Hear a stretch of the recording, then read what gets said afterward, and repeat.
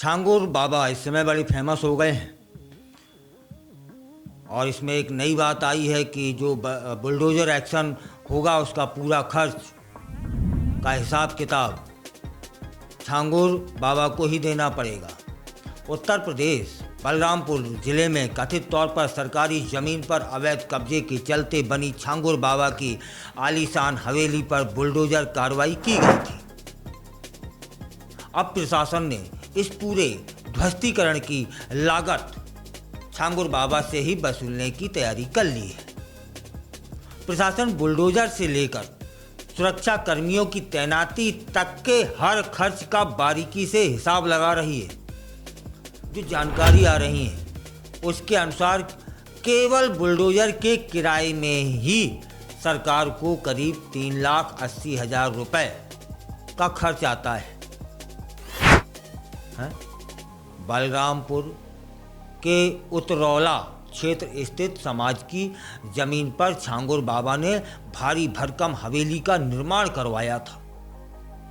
प्रशासन की तरफ से मई 2025 में उन्हें अवैध निर्माण हटाने के लिए 3 नोटिस भेजे गए थे, लेकिन जब निर्माण नहीं हटाया गया तो नियमानुसार प्रशासन ने खुद कार्रवाई कर दी और बुलडोज़र चलवा दिया। उत्तर प्रदेश के भूमि नियंत्रण अधिनियमों के मुताबिक यदि कोई व्यक्ति सरकारी या ग्राम समाज की भूमि पर अवैध कब्जा करता है तब फिर प्रशासन उस निर्माण को हटाकर संबंधित व्यक्ति से खर्च वसूल कर सकता है। हवेली को ढाने की कार्रवाई 3 दिनों तक चली थी और इस दौरान हर दिन 9 बुलडोज़र तैनात किए गए जो प्रतिदिन लगभग 7 घंटे चले।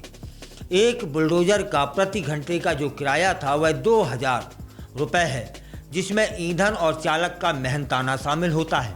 इस तरह एक दिन में एक बुलडोज़र का खर्च लगभग 14,000 रुपये आता है और 9 बुलडोज़रों का रोजाना का मतलब 1,26,000 रुपये हो गया। और 3 दिन की कार्रवाई में कुल बुलडोज़र किराया कितना हुआ? 3,78,000 रुपये।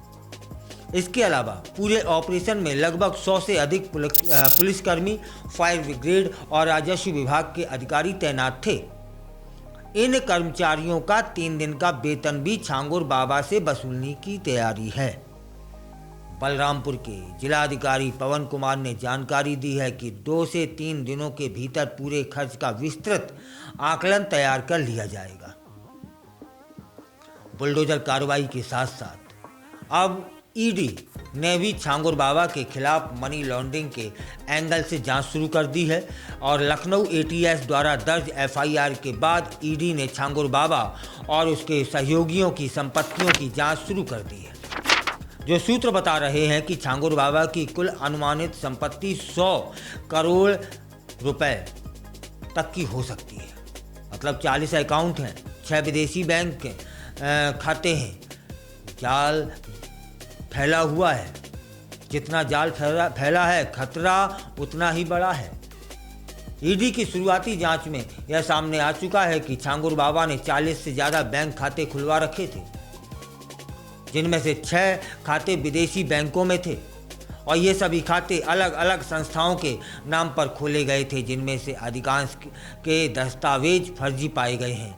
ईडी को शक है कि इन खातों के जरिए हवाला और फर्जी लेन देन कर काले धन को सफेद किया गया होगा। फिलहाल छांगुर बाबा एटीएस की रिमांड पर हैं और पूछताछ जारी है। सूत्र बता रहे हैं कि पूछताछ में कई चौंकाने वाले खुलासे हुए हैं और बाबा के कई सहयोगी भी जांच के दायरे में आ चुके हैं। कई दस्तावेज और डिजिटल साक्ष्य भी बरामद हो चुके हैं, जिन्हें फॉरेंसिक जांच के लिए भेजा गया है। छांगुर बाबा का मामला यह साबित करता है कि चाहे किसी की कितनी भी पहुंच हो, कानून के आगे किसी को बख्शा नहीं जाएगा। अवैध कब्जा, फर्जी दस्तावेज और हवाला जैसे गंभीर मामलों में अब न केवल बुलडोज़र चलता है बल्कि उसकी लागत भी उसी पर वसूली जाती है जिसने कानून की अवहेलना की हो। यह कार्रवाई आने वाले समय में एक सख्त उदाहरण बन सकती है। जो अन्य अवैध कब्जेदारों के लिए चेतावनी का काम करेगी।